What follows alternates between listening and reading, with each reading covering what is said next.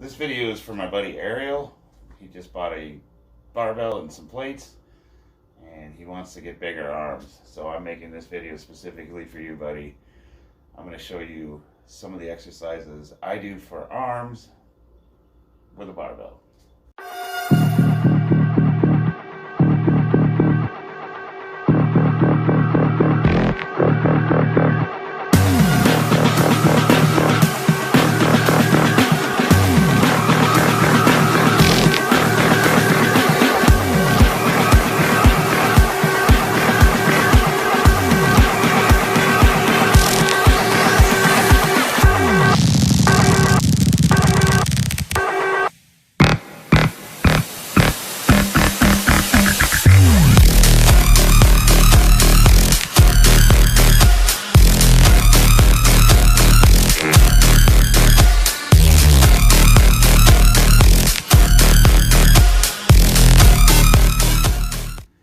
I found that my triceps respond better to a moderate to heavy weight, moderate repetitions, anywhere in that 5 to 15 range. And one of the best exercises for tricep mass, at least for me, is the close grip bench.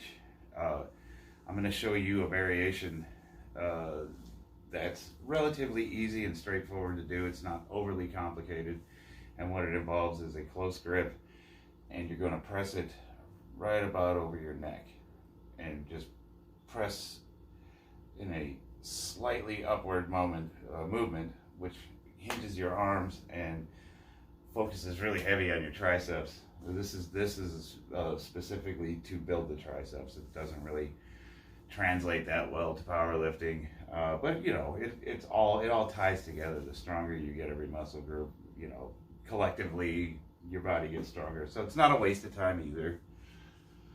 Real simply, I'm gonna get the bar over my neck, and I'm gonna have a pretty close grip. Where the knurling ends is about where I'm gonna stick my palms. I go with thumbless, so I'm actually pushing it like I'm trying to push someone off me. And I got a flat back, flat feet, and I'm just gonna unrack it, and I'm gonna slightly flare the elbows out and come to my neck. So I have it resting on the face guards, and I'm just gonna simply press straight up. So you don't need a lot of weight to start with.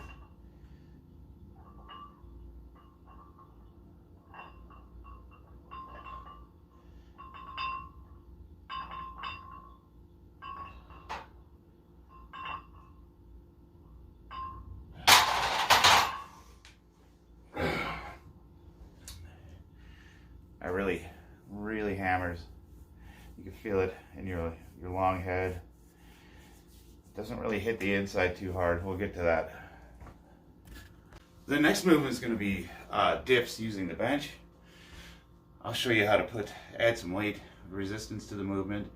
I actually do dips out of a dip bar, but since you told me that all you have is a flat bench, that's what we're going to work with.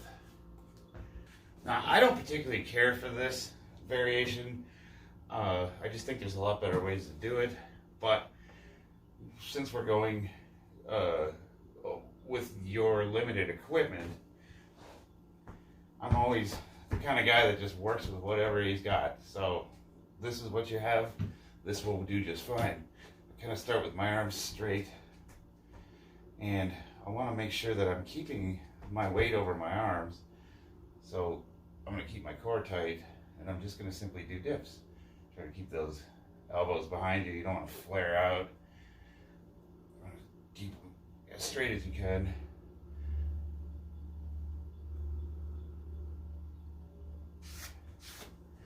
To me, that puts a lot of torque on the shoulders.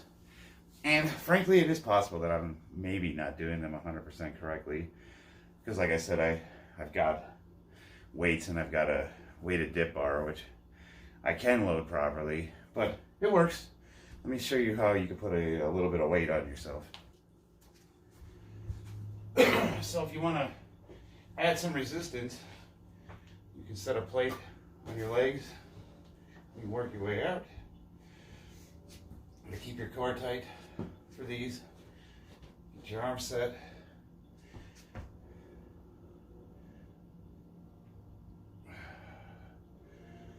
I'm only going as far down until I start feeling that stretch. I don't want to hurt myself.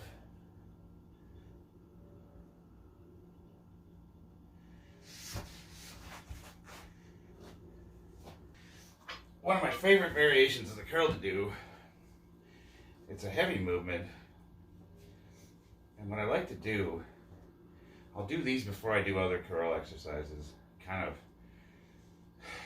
load up early. Some guys like to do reverse pyramids where they start out heavy and then go lighter. Other people do lighter to heavier. For you, you're just starting out, so it really doesn't, you don't need to focus so much on programming. What you need to focus on is getting a consistent routine started, picking out a variation of exercises and sticking with it long enough to see if you're getting results or not. Since you have a barbell, this one, I like doing these. These are fun. These will really give you a good pump. As you can see, my arms are locked in. You got your 90-degree angle, and I'm holding it. I'm actually holding it up. I'm not resting it on my thighs.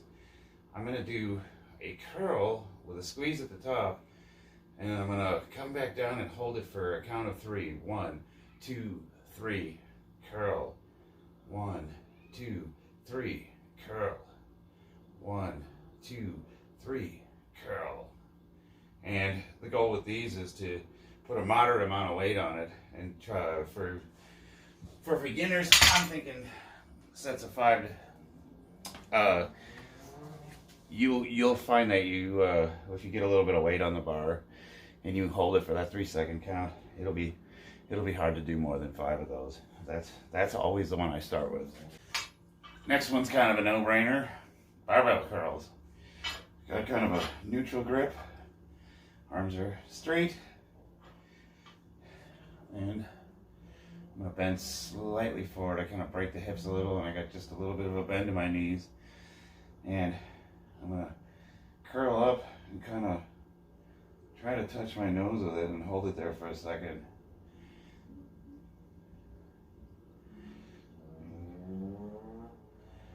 Notice I'm not swinging it. I'm not nice and controlled. Nice and slow back down, almost a 2 count.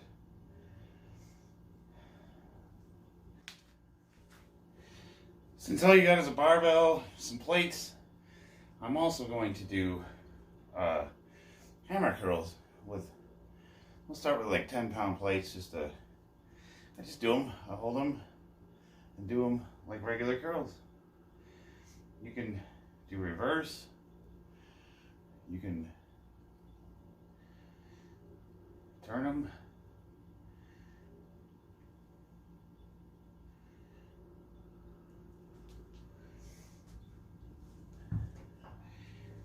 And you can kind of do like a seated preacher type curl with it.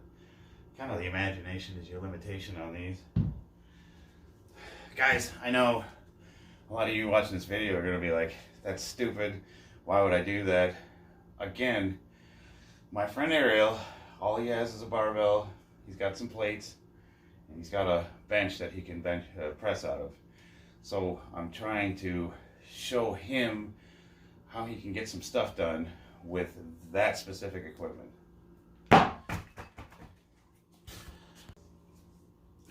Again, another variation I like to do, or I used to like to do before I actually got the proper equipment, was I would just simply hold a plate and do high rep curls. I mean, you can get crazy with these and do all sorts of weird stuff. I don't really like the position that puts your body in, so I'm not going to recommend that. But you know, with all you got as a barbell, a couple plates, sometimes you do have to get a little bit creative. I can row these. This really will hammer your forearms because of the way you're holding the plate. A lot of plates have grips you can actually hold on to. Mine are just the old school. Okay, so now that I've given you a handful of basic exercises to do with just the barbell, I'm going to do a routine, and if you want, you can lift with me.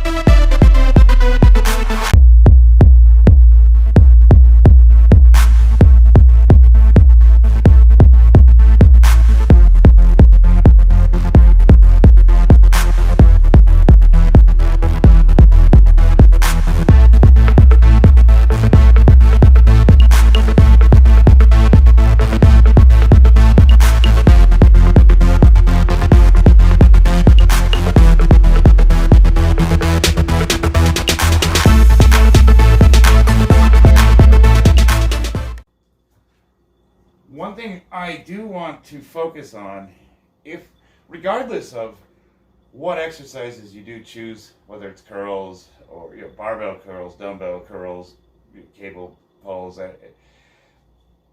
for arms, I really want to focus on time under tension. So when I'm doing my power moves, I'm going for explosive power, and I'm doing some negative work. But when I'm trying to do accessory work, such as biceps, triceps, that sort of thing, I try to focus more on how long I'm doing the exercise as opposed to how much weight I'm doing. And a good goal for beginners when they first start working out is to work up to the 30 to 40 second range of time under tension. I found that that's where I started responding to training. Again, I'm not I'm not a coach, I'm not a trainer, and I would be a liar if I said that my way is the best way to do it. I'm just telling you what worked for me. And so what I like to do is I like to set a timer, and I'll usually start with like I do reps anywhere between 30 seconds and a minute, depending on what I'm doing. I would say if you're new to lifting, you might struggle to curl for 30 seconds. So that would be a good goal to work up to. I like the 40-second reps. I'll set a timer. I'll load the curl up with a weight that I can. I would be able to complete the set, but it would be a struggle. And I might wind up, to get that last 5 seconds, I might wind up having to do partial or cheat reps to do it. But one of the things that I want to impress upon you is, like, say you do set a timer for 30 seconds and you start curling, and 20 seconds into it you're struggling to complete a rep and you just can't do it. Do partials. Do whatever you have to do to keep tension on the bar, and keep trying until that timer goes off. Time under tension is your friend if you're trying to do biceps.